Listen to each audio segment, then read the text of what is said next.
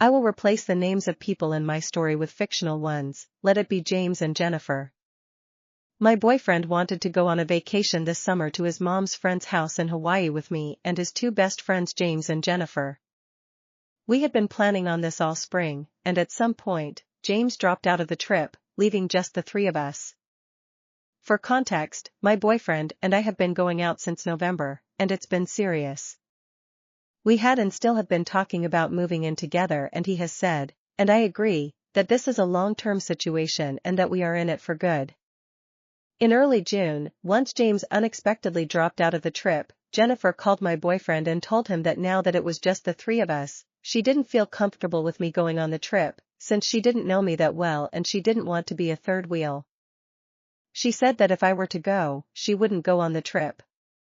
Without telling me that this was happening, they changed the plans and made it a trip just the two of them, and they changed the location to a beach in Costa Rica. I was trying to figure out when to ask for time off this summer and hadn't heard news about the plans, so I asked my boyfriend which week in August I should be setting aside for the Hawaii trip. He let me know that, actually, he had talked to his friend and that she didn't want to go if I were going, so he was going to go alone with her to Costa Rica. He said that we could go another week later, maybe to Mexico City or something. I was upset, and tried to talk with him about how the situation made me feel, especially since this wasn't a case of a separate trip being set up ahead of time. This was a case of me being invited and then uninvited from a week-long tropical vacation with a girlfriend of his who I had never met before. We eventually decided to do a trip together to Copenhagen, which we have both wanted to visit, as some sort of compensation. I also asked to meet her, so that I could feel more comfortable with the trip. We spent the 4th of July going to see her and her boyfriend in the city where they live, and although it was nice to put a face to a name, it was ultimately a very cold trip and she was not at all welcoming to me. My boyfriend remarked on how unfriendly she was to both of us. He thought and said that he was surprised that she didn't act warmly to me. I went out of my way to try get to know her and her boyfriend. I'm very outgoing and friendly, and usually this would be easy, but it didn't really click, even after several days. They were somewhat cold to each other as well. They bickered a little bit about their future and his own 3-week trip without her that was scheduled for the same time as their trip. This had been scheduled before ours had. This had been my effort to feel better about the trip, so I told my boyfriend that I still didn't feel comfortable with things, and that I was feeling insulted by the way that it was handled. I had tried to make things smooth between all of us, and I asked him to please come up with something that could help me feel better about the trip. On a visit to his family, they asked about the trip and they were all shocked that he would have arranged it this way, and let me know that they would have been furious if they were in my position, which triggered a fight in which I asked him to please help come up with a strategy to make me feel better and more secure about them going together without me. He said that he would never do this kind of thing again, which feels like not much to offer, since this is kind of a once-in-a-lifetime trip to begin with. He kind of offered to not go on the trip, but he had already paid for the tickets and made arrangements, and I didn't want to stop their trip and be resented by both him and his best friend. He asked me to give him ideas of how to make me feel better and wanted me to just tell him what to do, and stalled until it was finally the day of the trip. He bought me a bag of peanut butter cups and I drove the two of them to the airport. I feel so disregarded and disrespected in this situation. I want to break up with him, but I don't want to burn up something that has otherwise been really good. I was really upset the day I dropped him off and he was texting me, but I wasn't responding. I wasn't sure what I wanted to do, but I didn't want to do anything at all in the state I was in. I waited until the next day, and then I sent him a thought-out text letting him know that I didn't feel safe or loved in the way the trip was handled and that I would be dropping his things off at his place and leaving his keys with the neighbor. He called but didn't leave any messages, and then he messaged me that he didn't understand. The rest of the week, he called and messaged me, but I couldn't bring myself to pick up or text back. On Thursday, I think that he realized that I was serious, and he asked me some questions about logistical things. I told him which neighbor his key was with, etc. When he got back and saw all his things at his place, he got pretty frantic and called and left me a long message. I was working all day, but also I still didn't want to respond. He asked me to explain because he didn't understand what was going on.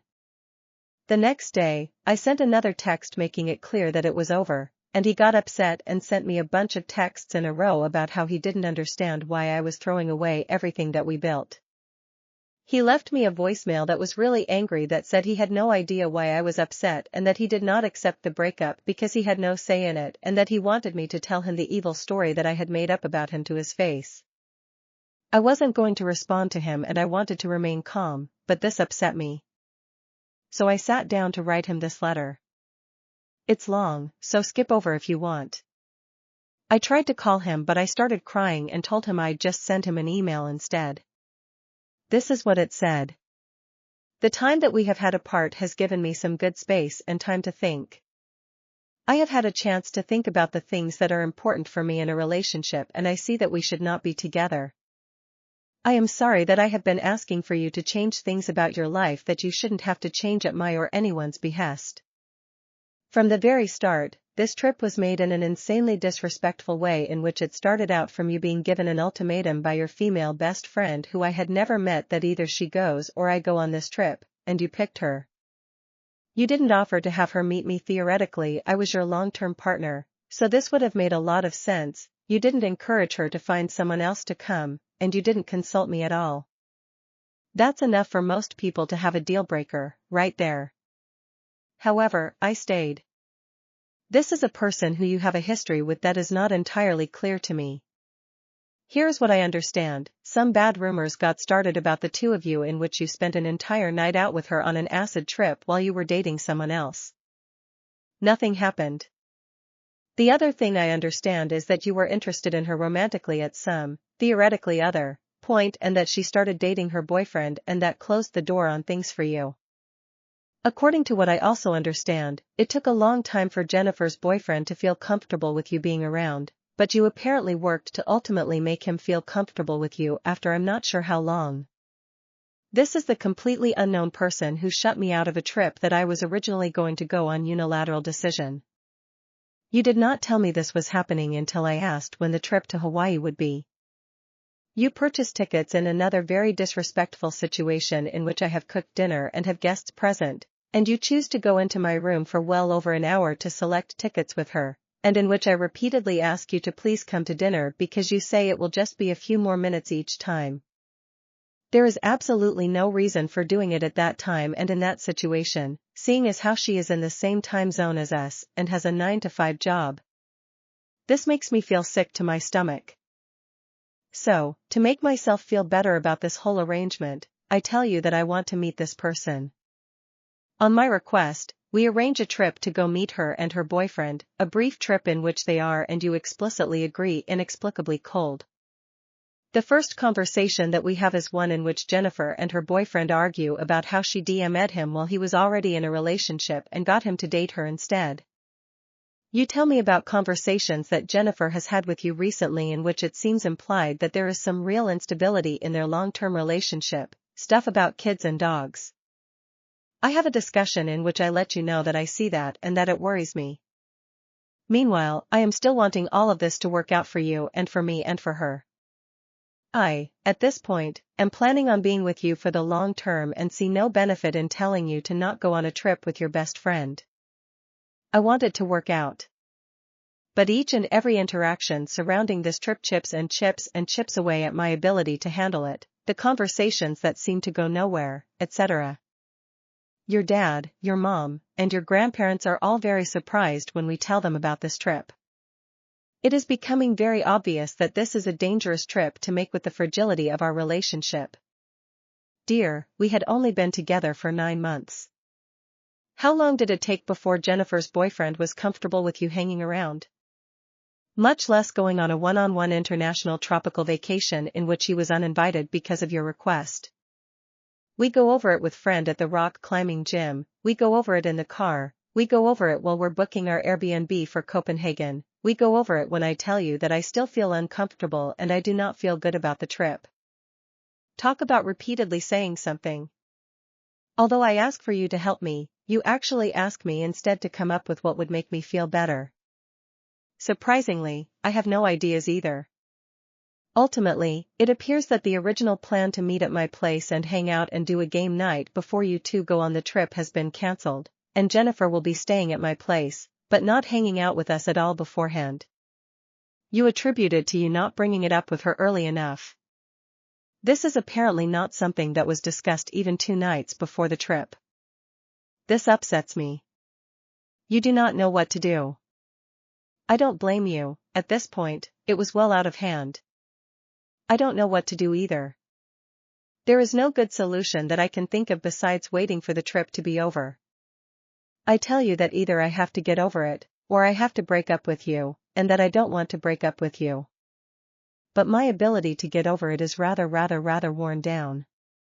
She arrives at my place very late, and we wake up the next morning for me to take the 2 of you to the airport. After all of this lead up, I know that you can tell how unhappy I am. I fully absolutely know you can tell how unhappy I am. You leave, and when I don't respond to your text messages, you text me to tell me that you hope I'm okay and you're going to bed. No call. The rest of the week was rough. My text to you was met with, essentially, "I'm sorry you feel this way." You tell me that I'm being unfair. There is no acknowledgement, and there still has been none, that this trip to a fucking honeymoon destination, as we have discussed before, could be a crazy and horrible thing to go through with, even with my quasi-blessing. This is not something that people in relationships have to deal with. This is not something that people in relationships do, besides Jennifer, I guess. In the end, all of this is to say that I have felt serious emotional needs go seriously unmet in a way that is a deal-breaker for me. There have been some wonderful, very positive times, but there has been an unnecessary amount of heartache and suffering for me over things that come down to what I can only assume are personal differences. I cannot handle your relationship with Jennifer. And I suppose I could ask you to pick between her and me, but that's not what I want to do. I want you to have your best friend, and I want to leave. I did love you, but I am not about to fight this fight and hear you tell me that I'm crazy for not seeing how totally platonic everything is for the rest of my life. It seems like trying to convince someone to like different food, or to have a different favorite color. I am not happy in this, and I do not want to feel these feelings any longer. There is no need for this to be mutual. I do not need your permission to break up with you. He wrote me back an apologetic email in which he accepted responsibility for most things without any argument, except he denied anything that had to do with his relationship with her making me feel uncomfortable, and he denied that I would not be able to handle their relationship. He said that the only thing that made their trip bad for me was my own perspective. I wrote him back that trust has to be built and that he put too much strain too early on a relationship in which we had not developed that trust. He agreed and apologized. For me, it ended on a pretty amicable note, but this style of relationship really doesn't work for me, and I don't feel like his responses to me really healed or changed anything significantly. I stand by my decision at this point.